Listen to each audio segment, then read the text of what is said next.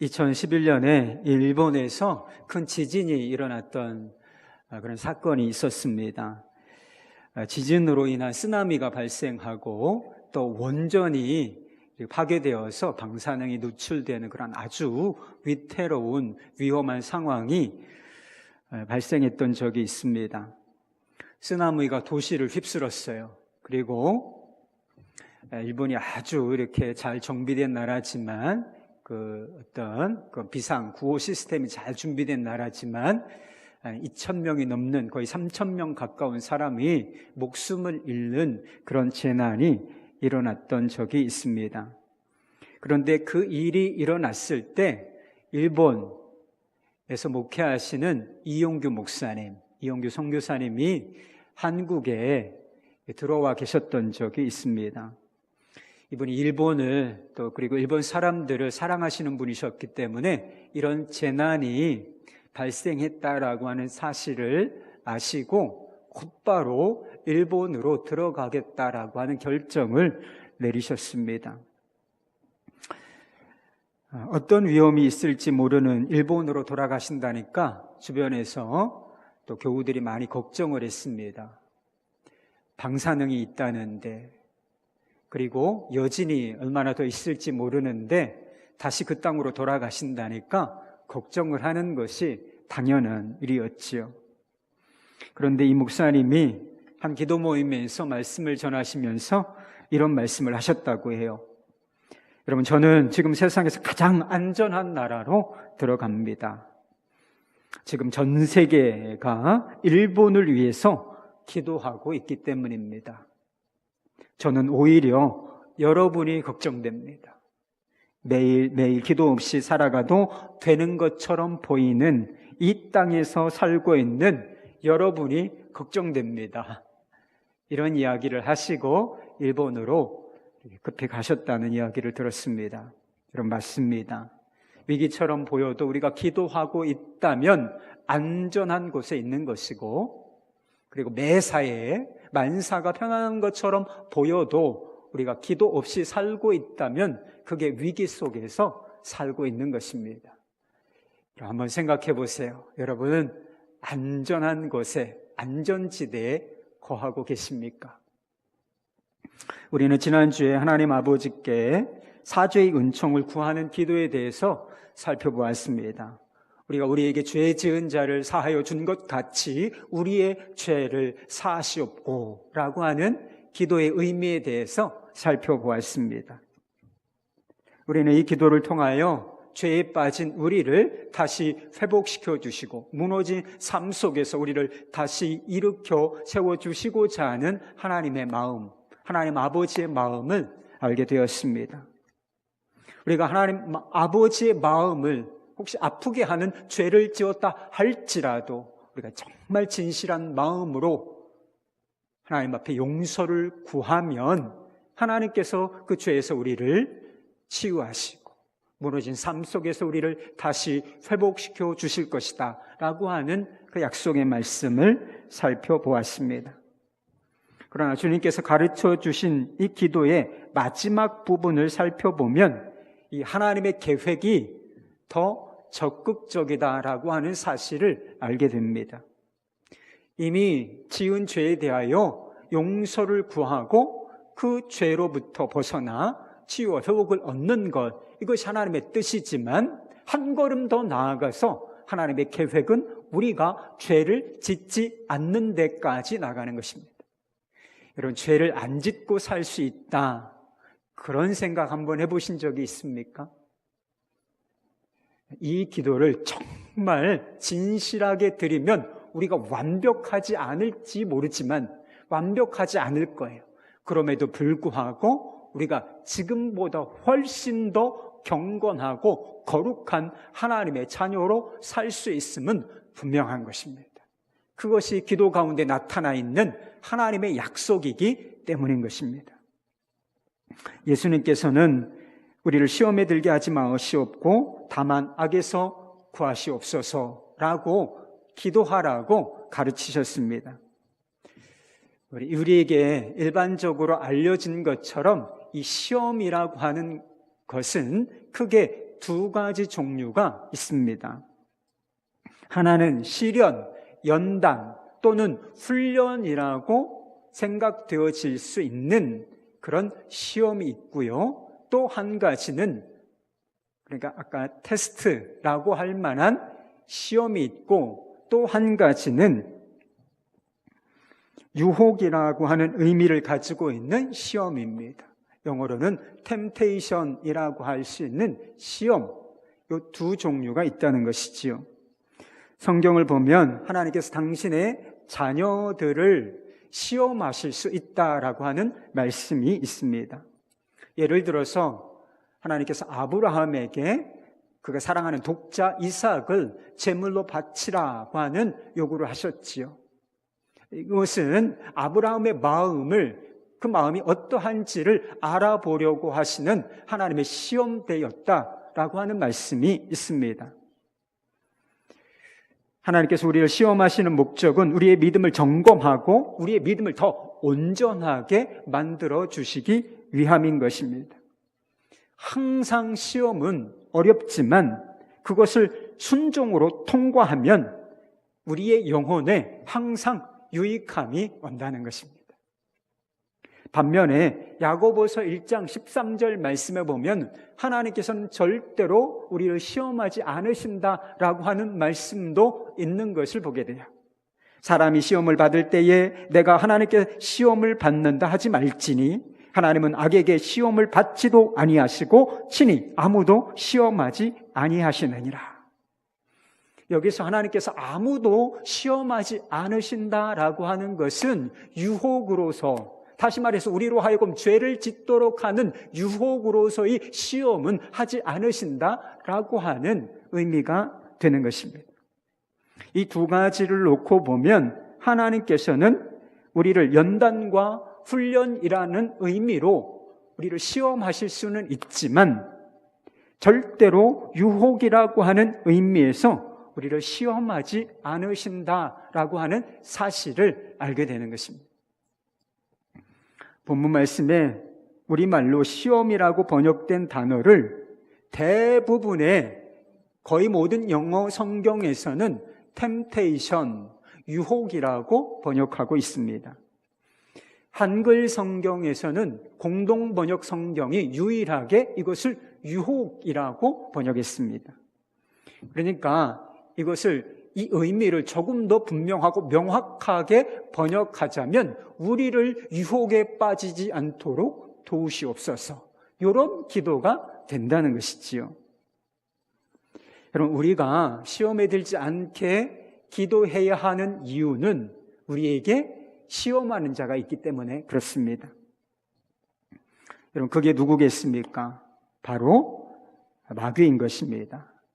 13절 뒷부분에 보면 다만 악에서 구하시옵소서라고 하는 기도가 있습니다. 그런데 많은 사람들이 이것을 일반적인 악이 아니라 악한 자로부터 구하시옵소서라는 의미로 해석하고 있습니다. 누가복음 11장에도 이 마태복음 6장과 동일하게 주님께서 가르쳐 주신 기도가 나옵니다. 그런데 거기에서는 우리를 시험에 들게 하지 마시옵소서라고 하는 기도는 있지만 그 뒷부분이 나타나지 않아요. 다만 악에서 구하시옵소서라고 하는 부분이 없다는 거예요. 마태복음이 무엇을 강조하려고 하는 것인가? 이 유혹이라고 하는 시험이 악에 속한 것이고 악한 자, 마귀로부터 오는 것이다 라고 하는 점을 분명하게 강조하기 위함이 아닌가 싶습니다. 마귀는 보이지 않는 영적 실체입니다. 우리 눈에 마귀 본 사람 있습니까? 우리 눈에는 보이지 않아요. 그렇지만 분명히 실존하는 실체라는 것이죠. 세상에 왜 이렇게 악하고 고통스럽고 불행한 일이 가득한가, 그런 생각 한 번쯤은 하셨죠. 정말 죄인이 왜 이렇게 많은가? 왜 이렇게 세상이 고통스러운가? 이런 생각 해보시지 않았습니까? 우리 자신에게 책임이 있습니다. 그러나 이런 일들이 일어나는 궁극적인 이유는 마귀가 공중권세 잡은 자로 활동하고 있기 때문인 것입니다. 여러분, 마귀가 존재하는 한 우리에게 시험도 존재하는 것입니다. 시험이 없었던 시대도 없고 시험이 없는 영역, 시험이 없는 지역도 존재하지 않습니다. 우리가 무인도에 혼자 뚝 떨어져서 홀로 무인도에 거한다 할지라도 우리에게 시험이 찾아오겠습니까? 여러분, 물론입니다. 거기에서도 시험이 찾아온다. 그렇기 때문에 예수님께서는 시험을 없애달라라고 기도하라고 가르치지 않으시고 시험에 들지 않게, 다르게 표현하면 시험에 굴복하지 아니하게, 유혹에 빠지지 아니하도록 기도하라고 가르치신 것입니다. 베드로전서 5장 8절 말씀에 보면 예수 믿는 사람들을 향한 경고가 있습니다. 근신하라, 깨어라, 너희 대적 마귀가 우는 사자같이 두루 다니며 삼킬 자를 찾나니. 지금 여기 사자 한 마리가 있다고 한번 생각해 보세요. 난리가 날 거예요. 그런데 사자가 우글거리면서 삼킬 자를 찾는다고, 돌아다닌다고 한번 상상을 해보시기 바랍니다. 끔찍한 일이에요. 삶은 전쟁터인 것입니다. 그런데 우리가 처해 있는 영적인 형편이 꼭 그와 같다고 주님께서 우리에게 말씀해 주고 계신 것이죠. 영적인 형편이 이와 같음에도 불구하고 어떤 사람들은 마치 자신이 영적인 안전지대에 거하는 것처럼 생각하는 사람들이 얼마나 많은지 모릅니다. 마귀가 나를 시험할 수 있다. 그렇게 한번 생각해 보신 적이 있어요? 내가 마귀의 시험에 들 수 있다. 이런 생각조차 하지 못하고 살아가는 그리스도인들이 얼마나 많은지를 모른다는 것입니다. 그러면 정말 우리가 안전지대에 거하고 있나요? 마귀의 시험이 실제라면 그가 우리를 어떤 방법으로 시험하는지 아는 것, 이것도 중요한 것이 될 수 있겠습니다. 마귀가 시험의 도구로 사용하는 것은 한마디로 말해서 이루 말할 수 없이 많다는 것입니다. 우리 마음 안에 있는 것들과 우리 밖에, 그리고 우리 주변에 있는 모든 것들이 마귀의 시험의 재료가 될 수 있다는 것입니다. 그러니까 우리의 생각, 그리고 우리의 감정, 그리고 우리의 욕구, 우리가 맺고 있는 관계, 그리고 우리의 육체까지, 심지어는 우리에게 정말 없어서는 안 되는 어떤 필요, 그리고 우리에게 유익한 어떤 것까지도 마귀는 우리를 넘어뜨리는 시험의 재료로 사용할 수 있다는 것이 성경의 이야기예요. 예수님께서 공생애를 시작하실 때 마귀에게 3가지 시험을 받으셨다라고 알고 있습니다. 첫 번째 시험은 이 돌들로 떡덩이가 되게 하라라고 하는 시험이었습니다. 떡이 뭐죠? 먹는 것. 우리의 육체를, 그 생명을 보존하기 위하여 반드시 필요한 것. 이게 밥, 이게 떡 아니겠습니까? 그런데 이것을 가지고 시험을 했다는 것입니다. 두 번째 시험은 하나님의 말씀이 있는데 그 말씀, 그것이 그대로 이루어지는지 너 성전 꼭대기에서 한번 뛰어내려 보라. 이런 시험을 했어요. 하나님의 말씀, 여러분, 이것은 완벽한 말씀이고 거룩한 말씀 아니겠습니까? 그런데 이 사단이 하나님의 이 거룩하신 말씀을 가지고도 우리를 시험할 수 있다는 사실을 보여주고 있는 것입니다. 세 번째 시험은 나에게 절 한 번만 하면 천하 만국의 영광을 너에게 주겠다. 이런 시험이었어요. 모든 것이 다 내 것이다. 성공과 부와 인기와 명성과 영광을 얻으라. 다 좋은 것 아닙니까? 우리가 바라고 기대하는 것들 아닌가요? 그런데 마귀가 이런 것들로 말미암아 우리를 시험할 수 있다는 사실을 보여주고 있는 것입니다. 여러분, 마귀가 어떤 도구를 사용해서 우리를 시험하는가, 이것을 아는가 보다 더 중요한 문제가 있어요. 이게 모든 것이 시험거리이기 때문에 일일이 이 시험의 루트를 찾아서 막을 수는 없다는 거예요. 궁극적으로 마귀가 이런 시험, 이 시험을 통해서 목적하고 목표하는 바가 무엇인지를 깨닫는 것이 중요한 거예요. 마귀가 우리를 시험하기 위하여 다양한 도구와 방법들을 사용하지만 결국 목적하는 바가 있어요. 좀 전에 하나님께서도 우리를 시험하실 수 있다고 말씀드렸습니다. 하나님께서 우리를 시험하시는 목적은 하나님 자신과 우리를 더 가깝고 친밀한 관계로 이끄시기 위한 목적이 있는 것입니다. 여러분, 우리의 믿음이 견고한 건 아니잖아요. 흔들림이 없는 것은 아니잖아요. 연약하고 흔들리는 이 믿음을 하나님을 경외하는 아주 견고한 믿음으로 세워주시기 위하여 테스트, 우리를 시험하실 수 있는 것이지요. 하나님께서 아브라함의 믿음을 시험하시고 그가 그 시험을 순종으로 통과하였을 때 무엇이라고 말씀하셨는지 여러분 기억하십니까? 내가 이제야 내가 하나님을 경외하는 줄 알았노라, 이렇게 말씀해 주셨어요. 이게 시험의 목적이었던 것이죠. 아브라함의 믿음을 더 독자 이삭이 아니라 다른 어떤 대상이 아니라 하나님을 최고의 존재로 모시고 그 안에서 자식도 사랑하는 건강한 관계를 주시기 위하여 이와 같은 시험을 하셨다는 것입니다. 그러나 마귀가 우리를 시험하는 목적은 하나님의 시험과는 정반대인 것입니다. 마귀가 우리를 시험하는 궁극적인 목적은 하나님과 우리를 떼어놓는 거예요. 분리시키는 것입니다.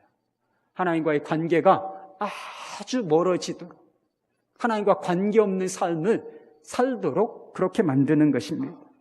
하나님을 경외하는 믿음을 떠나서 자기 욕구대로, 자기 욕망대로 살도록 만드는 것, 이것이 마귀가 시험을 통하여 이루어내고자 하는 목적인 것입니다. 예수님께서는 다만 악에서 구하시옵소서라고 기도하라고 가르치셨지요. 그런데 악이 뭡니까? 악.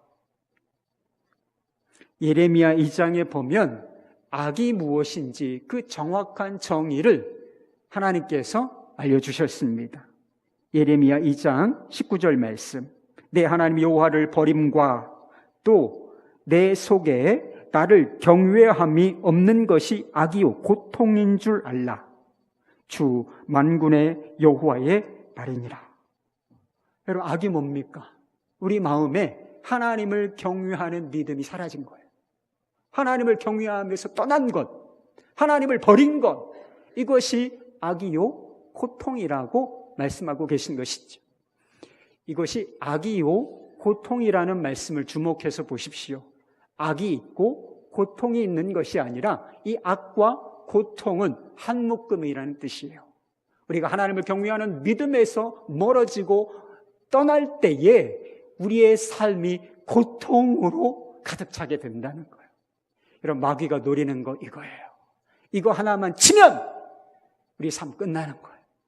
우리의 삶이 고통으로, 불행으로 가득 차게 되기 때문에 결국 이것을 목적으로 삼고 시험을 한다는 것입니다. 우리의 삶에 고난이 찾아올 때가 있습니다. 고난이 하나님의 시험인가 아니면 사단의 유혹인가? 성경은 이 고난이라고 하는 것이 하나님의 시험일 수도 있고 또 마귀의 시험일 수도 있다. 하나님의 시험의 재료로 사용될 수도 있고 마귀가 유혹하는 재료로 사용되어질 수 있다고 이야기합니다. 그리고 욥 같은 경우에서 보면 이 두 가지가 한 사건, 한 고난 안에서 이루어지고 있음을 보게 된다는 거예요. 욥기를 읽어보십시오. 하나님의 시험과 마귀의 유혹이 이 고난이라고 하는 한 가지 사건에서 동시에 일어나고 있습니다. 고난이라는 문제와 현상만 보자면 이것이 하나님의 시험인가, 이것이 마귀의 유혹인가 분별하기가 어렵습니다. 시험과 유혹을 분별하는 기준은 그거예요. 이 고난이라는 터널을 통과하면서 하나님과의 관계가 가까워지고 있는가, 아니면 하나님과의 관계가 멀어지고 있는가, 내 마음에 원망과 불평이 가득하고 하나님을 향한 불신이 확장되어지고 있는가, 이게 기준인 거예요. 후자라면 유혹 속에 있는 것입니다. 유혹에 빠져 있는 거예요. 마귀의 존재도 실제이고 또 마귀의 시험도 실제입니다. 그렇다면 문제는 우리가 어떻게 마귀의 시험에 굴복하지 않을 수 있겠는가? 어떻게 마귀의 유혹에 빠져들지 않을 수 있는가? 이것이 관건이 되는 것입니다. 예수님께서 가르쳐 주신 기도가 우리에게 분명하게 깨닫게 해주시는 사실이 한 가지 있어요. 우리에 관한 진실이 있습니다. 그것은 우리 자신이 너무나 연약한 존재라고 하는 사실입니다. 시험에 들지 않게 기도하라. 악에서 구해달라고 기도하라. 이렇게 가르치시는 이유가 무엇이겠습니까? 우리의 힘만으로는 악한 자와 맞서서 저항하고 그리 시험을 극복해낼 수가 없기 때문에 이렇게 기도하라고 가르치신 것이 아니고 무엇이겠습니까? 여러분, 우리에게는 실력이 없어요.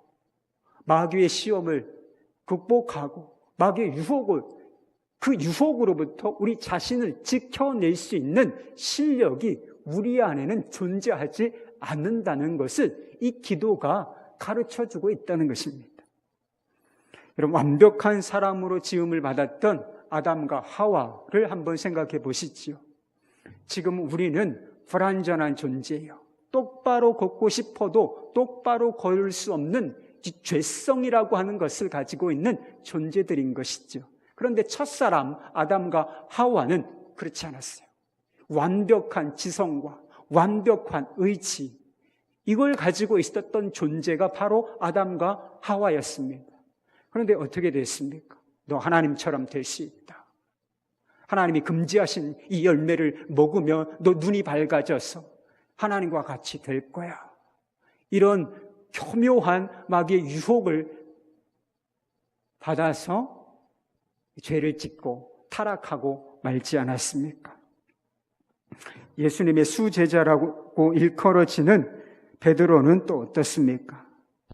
예수님께서 십자가를 지셔야 하는 시점이 점점점 이렇게 가까이 왔을 때 예수님께서는 이 베드로에게 몇 번이고 경고의 말씀을 주의하라, 깨어라, 이런 경고의 말씀을 주셨습니다.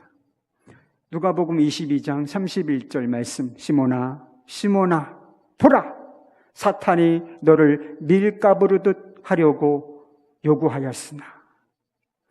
마가복음 14장 30절 말씀, 오늘 이 밤 닭이 2번 울기 전에 내가 3번 나를 부인하리라.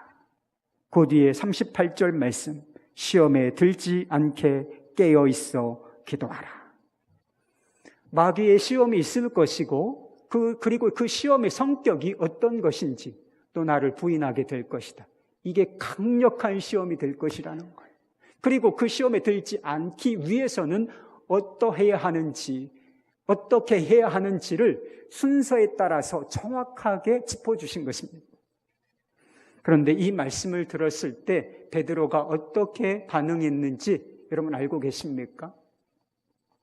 제가 주와 함께 죽을지언정 주를 부인하지 않겠습니다. 이렇게 고백했습니다. 여러분, 이 고백이 진실한 것이었을까요? 저는 그렇게 믿습니다. 이 고백을 주님께 드릴 때 그때만큼은 위선이 아니었어요. 진실한 고백이었습니다. 그러나 베드로가 몰랐던 것이 한 가지 사실이 있었습니다. 자신에게 그 고백을 지켜낼 수 있는 힘이 없다는 사실, 그걸 몰랐던 것입니다. 성경에 보면 예수님을 부인하는 이 죄를 짓고 예수님이 하신 말씀이 생각나서 내가 나를 3번 부인하리라. 이 말씀이 생각나서 밖에 뛰쳐나가서 심히 통곡하며 울었다라고 하는 기록이 있어요. 자신이 시험에 그렇게 속수무책으로 무너질 줄을 자신도 몰랐다는 뜻을 담고 있는 것입니다. 나는 돈에 매여 살지 않을 수 있는 그런 자유를 얻었다. 나는 음란의 죄, 성적인 죄에서 이제 자유하게 되었다. 나는 어떤 문제, 어떤 고난이 와도 하나님을 원망하고 불평하지 않을 수 있는 정도의 수준은 되었다. 이렇게 생각하고 있는 분이 혹시 계십니까? 아직도 자기를 모르는 것입니다. 제일 교만한 사람이 누군지 아세요? 자신을 겸손하다고 생각하는 사람입니다. 내가 좀 겸손하지, 교만한 사람이에요. 여러분, 제일 약한 사람이 누군지 아세요? 자기 자신을 강하다고 생각하는 사람입니다. 나는 불굴의 의지를 가진 사람이다. 나는 한번 한다면 한다. 이런 생각을 가지고 있는 사람, 마귀의 밥이에요. 가장 약한 사람입니다. 어떤 책에서 그런 이야기를, 안타까운 이야기를 들었습니다. 어떤 여자분이 이성과 거리낌 없이 교제를 했습니다. 그녀에게는 남편이 있었어요. 그럼에도 이것은 남녀 사이에 그렇고 그런 관계, 이성적인 교제는 아니다. 그리고 나는 선을 잘 지킬 수 있다. 그렇게 생각했습니다. 그런데 자신이 지킬 수 있다던 그 선은 한순간에 무너졌고 남편과 하나님 앞에 큰 죄를 짓고 말았다 하는 이야기를 읽었습니다. 여러분, 우리는 시험 앞에서 연약한 사람들입니다. 자기 자신이 정해놓은 선조차 지켜낼 수 없는 그런 연약한 존재들인 것입니다. 그렇기 때문에 우리에게 무엇이 필요한가? 하나님의 도우심과 보호를 구하는 기도, 이 기도가 절실하게 필요한 것입니다. 지금 우리 가운데 기도가 중요하다는 사실을 모르는 사람이 누가 있겠습니까? 쉬지 말고 기도하라. 항상 기도해야 한다. 기도가 중요하다. 모르는 사람 아마 없을 것입니다. 그런데 실제로 기도에 헌신하는 사람은 너무나 적은 것 같습니다. 주님, 저를 시험에 들지 않게 해주십시오. 세상의 악에서, 악한 자로부터 저를 구해 주십시오. 이렇게 기도하는 사람은 훨씬 더 적다는 사실을 알고 있습니다. 기도하기 어렵다, 바쁘다, 피곤하다, 또 기도의 훈련을 받지 못했다, 수없이 많은 이유를 댈 수가 있겠지요. 여러 가지 이유가 있을 수 있지만 근본적인 이유는 자신이 연약한 존재다라고 하는 사실을 깨닫고 있지 못하기 때문인 것입니다. 하나님 아버지의 도우시고 보호하시는 이 은혜가 없이는 단 한순간도 하나님의 자녀답게 살 수 없다라고 하는 사실을 모르고 있기 때문에 그래요. 그냥 살다 보면 삶이 사라지는 거겠지 뭐.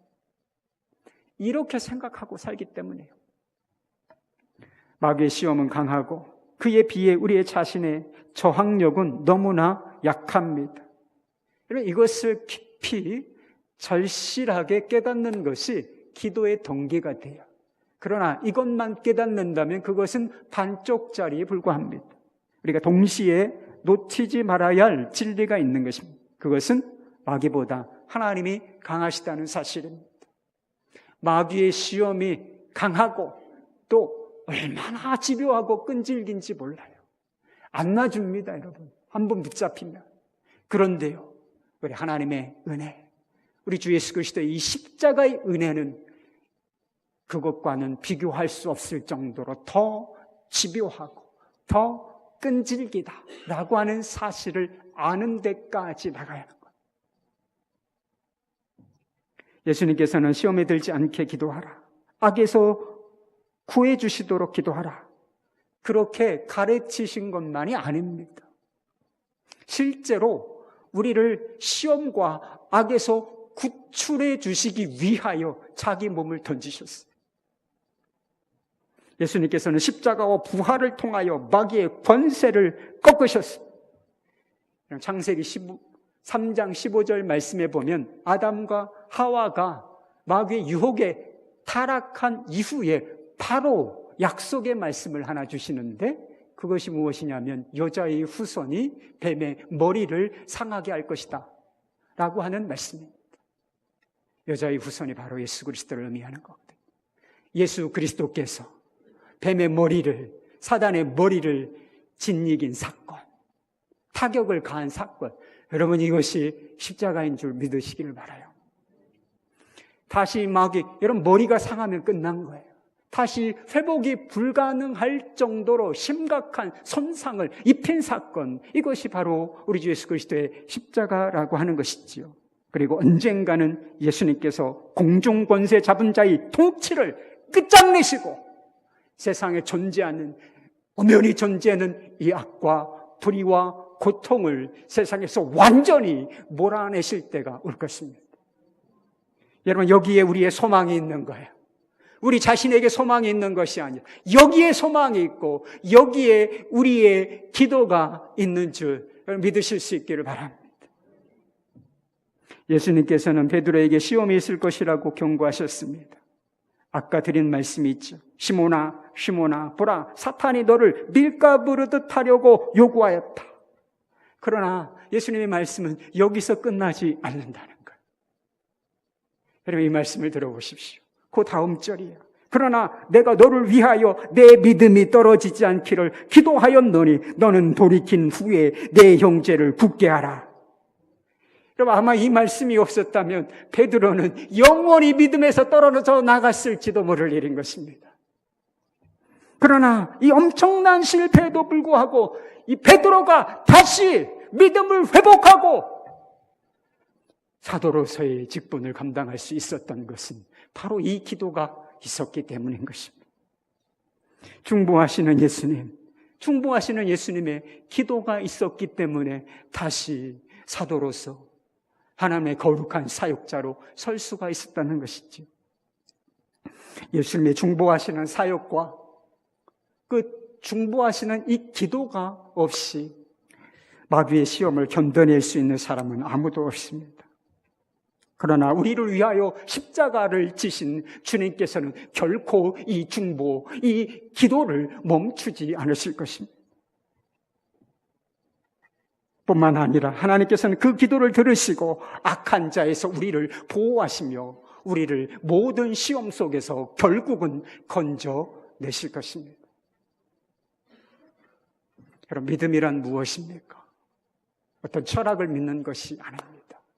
믿음이라고 하는 이것은 연약한 자신을 부인하고 우리를 위하여 십자가를 지신 주님께 기대는 것입니다.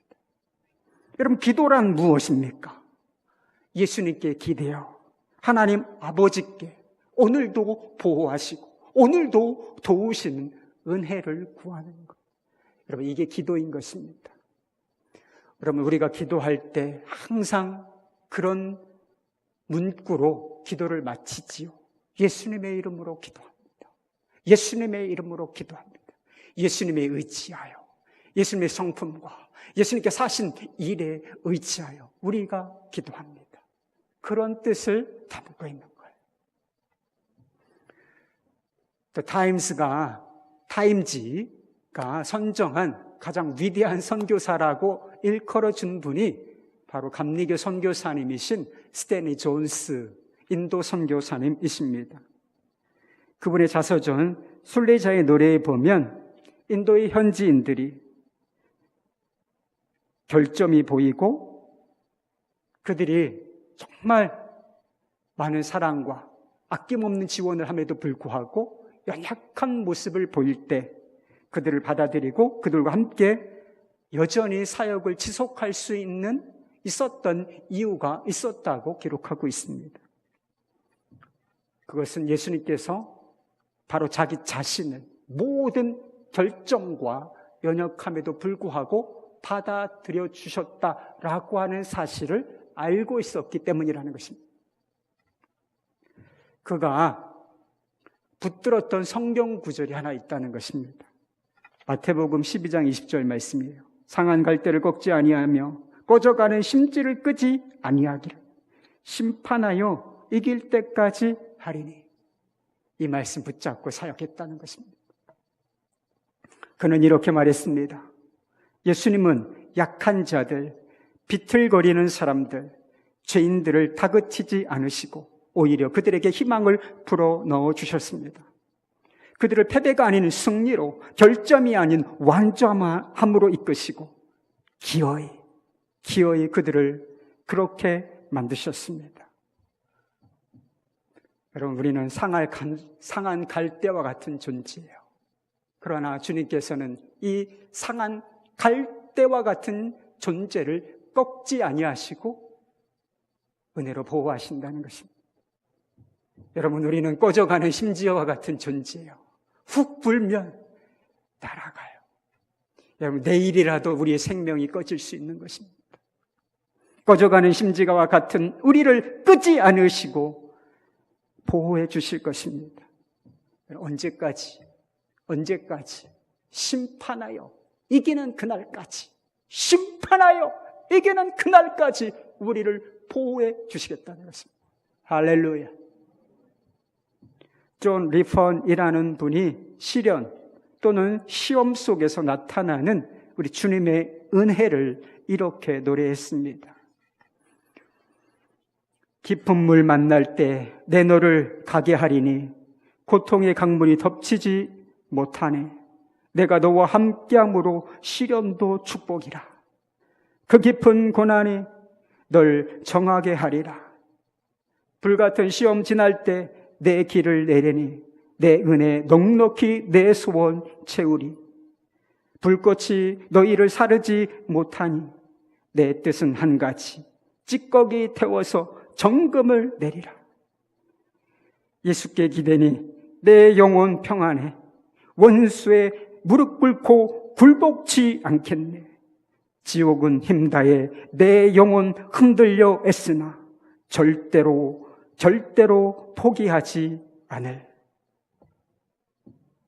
사랑하는 여러분, 우리의 영혼을 절대로 포기하지 않으실 우리 주님께 기대십시다.